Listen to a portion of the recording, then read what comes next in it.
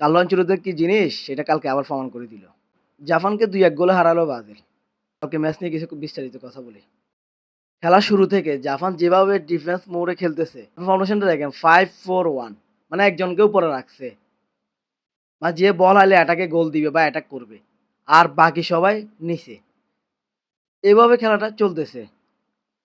Brazil সবগুলা মানে Brazil সব চেষ্টা করতেছে। কিন্তু ব্রাজিল গোল পাচ্ছে না। ব্রাজিল সুযোগই পাচ্ছে না। মানে বারে হিট করার জন্য। বা একটা অ্যাটাক করে মানে ব্রাজিল বল নিয়ে ঢুকবে। ওর কোনো সুযোগই নাই।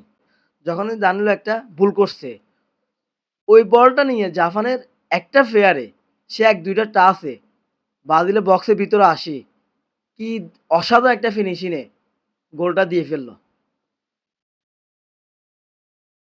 খেলতেছে ব্রাজিল, গোলটা দিয়ে ফেলছে জাপান। ক্যাসেমিরো বলটা ট্যাকেল করার দরকার ছিল কিন্তু ক্যাসেমিরো করতে পারে নাই। তো ব্রাজিল ১-০ পিছিয়ে গেল।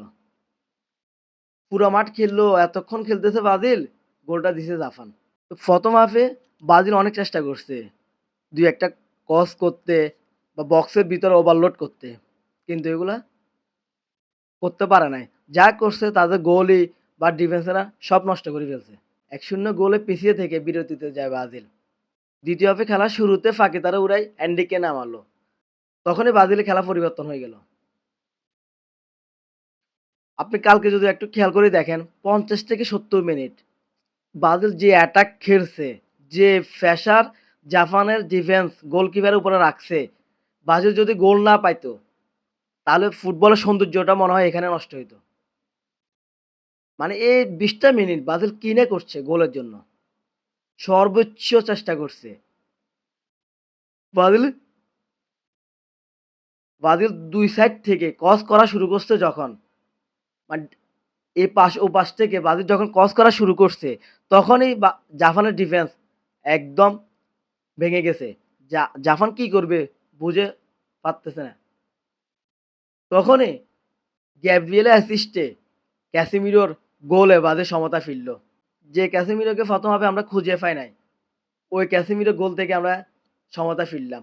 সমতা ফেরার পর যখন ১-১ ছিল, কোচ কার্লো আনচেলত্তি তখনই মার্তিনেলিকে নামাইলো। মানে আরো প্রেশার ক্রিয়েট করার জন্য। তো মানে এক প্রকার ব্রাজিল শুধু অ্যাটাক আর অ্যাটাক, অ্যাটাক আর অ্যাটাক। বিনির যে গোলটা বার থেকে লেগে চলে আসছে, গোল হয় নাই। ওটা যদি হইতো এবার ওয়ার্ল্ড কাপে সবচেয়ে দেখার মতো একটা গোল ছিল। ওই গোলটা সুযোগই সেভ করে দিছে। তো জাপানের গোলকিপারের কথা বলতে হবে। সে একের পর এক খালি সেভ দিয়ে যাইতেছে, সেভ দিয়ে যাইতেছে। যারা কাপ লেভেলে খেলা দেখে তারা জানে কার্লো আনচেলত্তি কিভাবে ফ্যাশন ম্যাচগুলা বের করে নিয়ে আসে। একদম মাথা ঠান্ডা রেখে।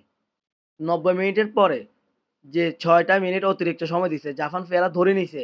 ম্যাচটা অতিরিক্ত ৩০ মিনিটের দিকে যাইতেছে। মানে একদম মানে ৬ মিনিটের একদম ৯৫ মিনিটের ছুঁই।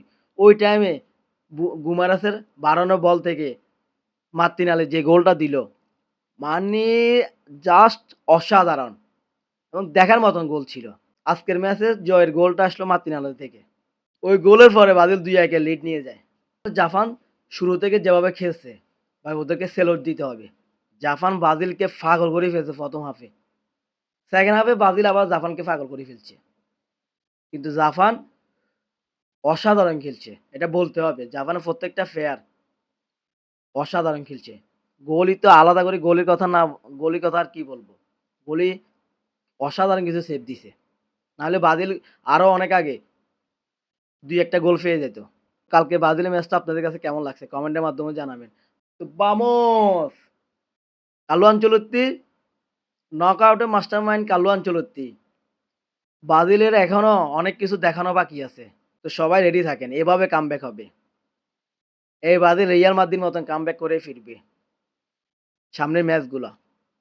সবাই ভালো থাকবেন। ধন্যবাদ।